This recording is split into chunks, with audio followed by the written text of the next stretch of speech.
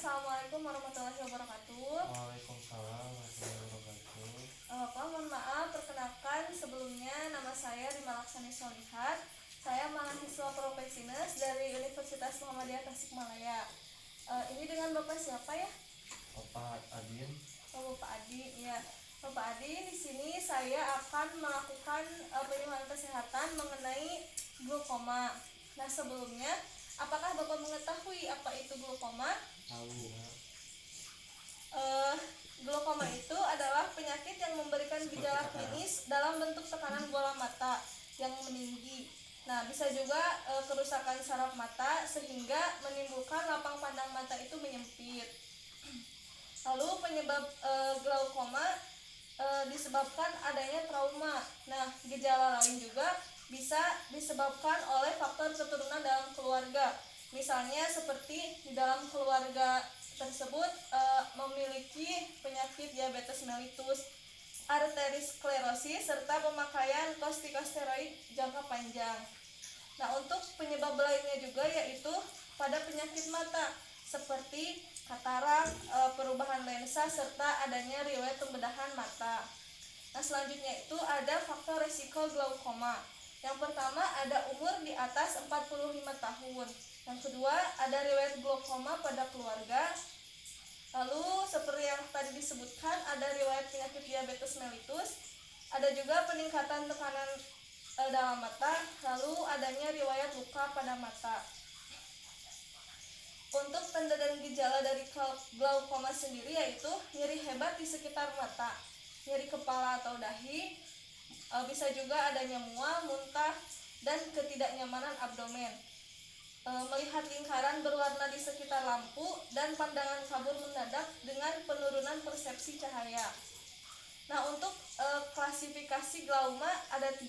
Yang pertama ada glaukoma primer, lalu ada sekunder dan kongenital. Nah, glaukoma primer ini sampai sekarang belum diketahui penyebabnya. Sedangkan glaukoma sekunder yang diketahui penyebabnya biasanya timbul akibat dari penyakit lain seperti ada katarak, lalu ada diabetes mellitus, adanya trauma atau kecelakaan pada mata, lalu adanya penggunaan obat-obatan seperti steroid dan yang lainnya. Yang terakhir ada glaukoma kongenital. Nah, untuk glaukoma kongenital ini ditemukan sejak lahir ya Pak. Nah, biasanya disebabkan oleh perkembangan sistem pembuangan dalam mata yang gagal maupun kurang lengkap. Selanjutnya untuk pencegahan glaukoma ada beberapa. Yang pertama ada mengontrol kadar gula darah. Nah, yang kedua ada olahraga. Misalkan sering beraktivitas kerja misalkan di depan komputer, otomatis kan pasti matanya terganggu gitu ya Pak. Selanjutnya ada melindungi mata, lalu ada menghindari makanan yang mengandung lemak trans, karena makan makanan yang lebih mengandung banyak lemak itu sangat mempengaruhi keadaan mata. Lalu sering melakukan pemeriksaan mata. Nah, apabila ada keluhan pada mata, baik itu pandangan mata kabur ataupun misalkan dalam penglihatan kurang jelas, langsung lakukan pemeriksaan. Selanjutnya kurangi karbohidrat dan gula. Selanjutnya adalah hindari stres dan buat mata santai. Buat mata santai itu maksudnya ketika misalkan Bapak bekerja, apalagi sekarang seringnya WFH ya, otomatis kan sering berhubungan dengan gadget, dengan komputer, maka biasakan membuat mata itu lebih sering berkedip atau istirahatkan mata dengan cara tidur. Nah, selanjutnya apa nih yang harus dilakukan ketika glaukoma itu telah terdeteksi? Nah, langkah pertama itu langsung dilakukannya pengobatan ke dokter ataupun layanan kesehatan yang lain dengan cara obat tetes mata. Nah, untuk glaukoma seringkali menjadi pilihan pertama untuk mengendalikan tekanan mata pada pasien glaukoma. Nah, ketika telah terdeteksi, obat tetes mata glaukoma harus digunakan terus-menerus setiap hari. Nah, obat tetes ini contohnya yang paling sering diresepkan oleh dokter adalah analog prostaglandin. Selain melakukan pengobatan dengan cara obat tetes mata, Selanjutnya ada menggunakan laser untuk glaukoma. Nah, pengobatan laser ini dilakukan pada jenis glaukoma sudut tertutup.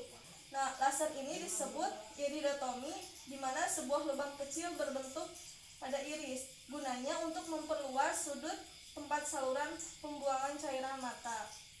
Nah, langkah selanjutnya ada operasi untuk glaukoma.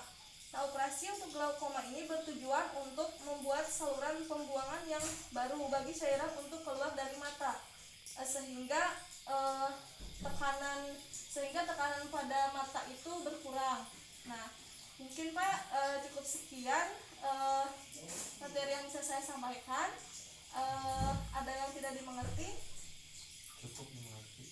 Baik, sekarang saya akan bertanya kepada Bapak, bagaimana pencegahan dari glaukoma? Untuk pencegahan glaukoma terdiri dari 8. Ya, Yang satu, mengontrol kadar gula ya, darah, olahraga, ya bisa Pak. melindungi mata, Ya, hindari makanan yang mengandung lemak. ya, Yang kelima, pemeriksaan mata. Yang keenam, kurangi karbohidrat dan gula. Yang ketujuh, hindari stres. Yang kedelapan, buat mata santai. ya.